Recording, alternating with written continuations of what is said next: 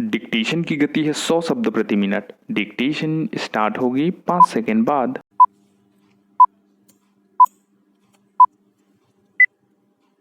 महाराष्ट्र सरकार की ओर से दायर की गई याचिका के जवाब में केंद्र सरकार ने गुरुवार को सुप्रीम कोर्ट में हलफनामा दायर करते हुए स्पष्ट कर दिया कि वह 2021 की जनगणना में अनुसूचित जाति और जनजाति के अलावा किसी भी जाति से संबंधित सूचनाएं इकट्ठा करने के पक्ष में नहीं है। केंद्र सरकार के इस रुख पर अब राज्य सरकारें अपना पक्ष रखेंगी और फिर अदालत तमाम पहलुओं पर विचार करते हुए कोई फैसला देगी। लेकिन इस हलफनामे से इस मसले पर केंद्र सरकार का रुख पूरी तरह साफ हो गया। पैरा हालांकि केंद्रीय गृह राज्य मंत्री नित्यानंद रॉय ने 20 जुलाई को लोकसभा में एक सवाल के लिखित जवाब में बता दिया था कि भारत सरकार ने जनगणना में SC/ST के अलावा अन्य जातियों को न गिनने का नीतिगत निर्णय लिया है। लेकिन इसके बाद 23 अगस्त को बिहार के मुख्यमंत्रियों की अगुवाई में विभिन्न दलों का एक प्रतिनिधिमंडल प्रधानमंत्री नरेंद्र मोदी से मिला और उनसे जाति आधारित जनगणना करवाने की अपील की। प्रधानमंत्री ने इस मंत्रिमंडल को अपनी तरफ से कोई आश्वासन नहीं दिया, लेकिन न केवल बीजेपी नेताओं ने प्रतिनिधि मंडल की मांग से सहमति जताई, बल्कि पार्टी ने इसमें अपना एक नुमाइंदा भी भेजा।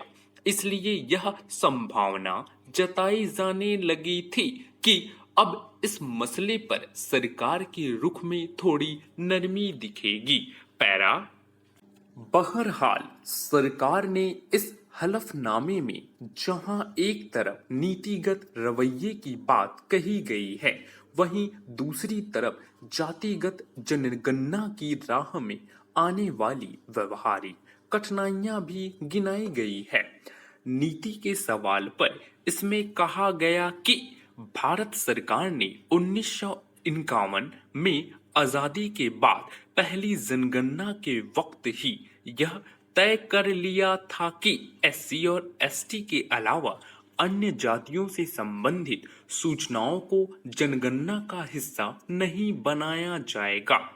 मगर जब यह नीति बनाई गई थी तब SC/ST के अलावा किसी और जाति के लिए आरक्षण की व्यवस्था नहीं थी। अब जब OBC आरक्षण को 3 दशक हो चुके हैं और इसके फायदों की ढंग से समीक्षा करने की जरूरत महसूस हो रही है, तो फिर 1951 के नीतिगत फैसले का हवाला देना तर्कसंगत नहीं माना जा सकता।